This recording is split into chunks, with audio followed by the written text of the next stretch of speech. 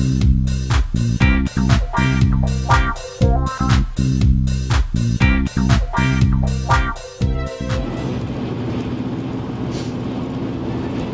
stink. Everyone knows Texas is a big state, which means we got a lot of games here, and it's our job to find them. Hey, I'm Billy. and I'm Jay, We've known each other since the 90s. We've been gamers all our lives. and now we're collectors. Join us on our epic quest to rescue retro games from the dustbins of obscurity. And give them a proper home in our game rooms.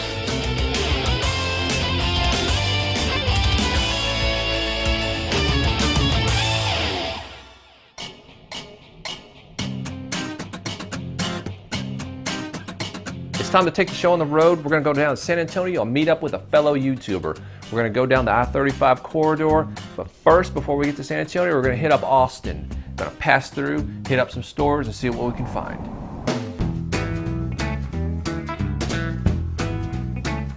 Been in the car for 3.5 hours with Japheth going bank, bank, bank, bank, bank, bank, bank, so I'm glad to get out. And we're in Austin now and see a thrift store. We're gonna go check that out and see what they have. We go in there, and Billy notices this PlayStation 1 in a glass case. Asks the lady how much it is. She says $10. Not sure if it works, this and that. So if the lid opens and closes like it's supposed to, I'll take a chance on it. And while he's doing that, I go over to the CD rack. When you go to a thrift store, especially like Goodwill or something like that, you always look at the CD rack. Because a lot of times you're going to find Dreamcast games and PS1 games that are in jewel cases. They'll put them with the CDs because the people that work there have no clue a lot of times. $10 for a PlayStation, that's not too bad. Actually, I went up to the counter to pay, and the chick rings me up and gave me a 50% discount. Why? I have no idea. So we're leaving the thrift store, and I pull up games on the GPS, and this place called Game Over Games comes up. So we're gonna go check them out. There are no Game Over stores in the Metroplex where we're from, so kind of anxious to see what they got going. Dude, I can't get in there. Yeah, you can't. Wait till his truck is by. Okay, his car. Now go, go, go, go, go, go, go, go. We pull up to this place, walking up to the front door, the glass on the outside. They got basically everything from like an Odyssey 2 down to like a PS3 and everything in between that came out. And so I hadn't even walked in the door yet, and already I'm excited. I'm anxious. We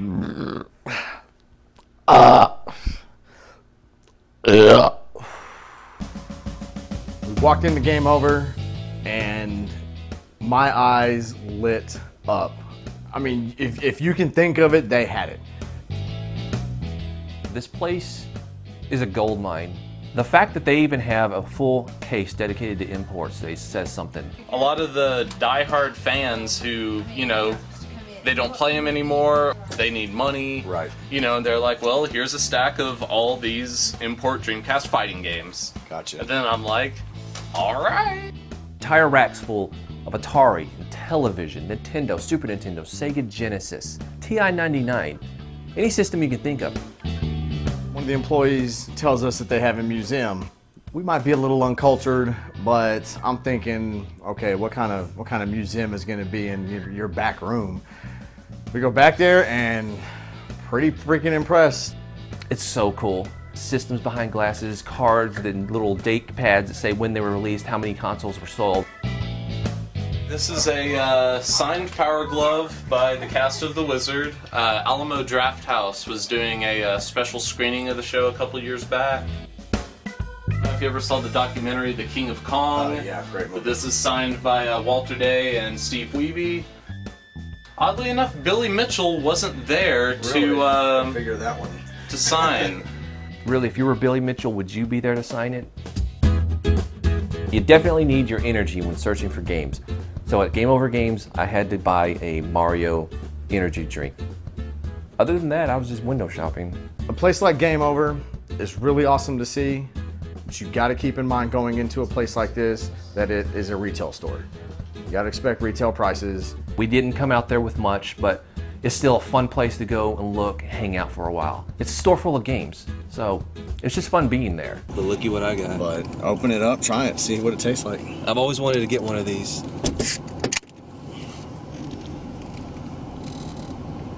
How is it? It's basically Red Bull with a Mario on the cover. Oh, really? Yeah, but it's good. I like Red Bull. I'm gonna have to interject at this moment and go ahead and agree with you guys, because there's no reason a $10 game like Mike Tyson's Punch-Out should be marked as $29.99, which it was. And for the record, mine actually does taste like Mega Man. When everything goes to shit and they start forcing people to get computer chips in their hands, yeah, people are gonna be looking to me for answers, okay? After we left Game Over, we hit a few more places and it was basically the same story everywhere we went. Found this place in the mall. These guys' prices were so ridiculous. We walked in and walked right back out. You know, it looks like we're probably gonna leave Austin empty-handed.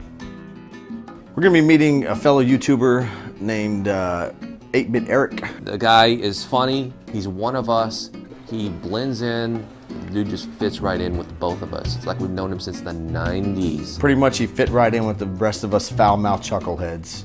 So do you want to suck my nuts?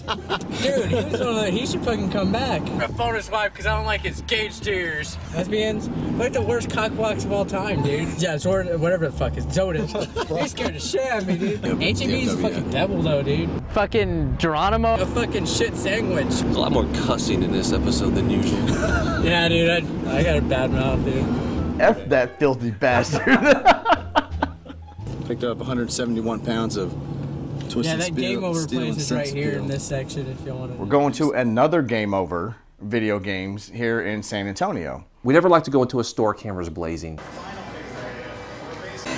You filming? Mm-hmm. So we just we went to GameStop and kind of got busted filming. I always like to call in ahead and say, can we come in and shoot? And we called the San Antonio's Game Over store there and asked them if we could come in. And they said no, unlike the Austin store who said, all right. As soon as I walked in the door, I took 3 steps and noticed that they had one of the rarest Nintendo games out there. It was a Myriad 6-in-1 cartridge.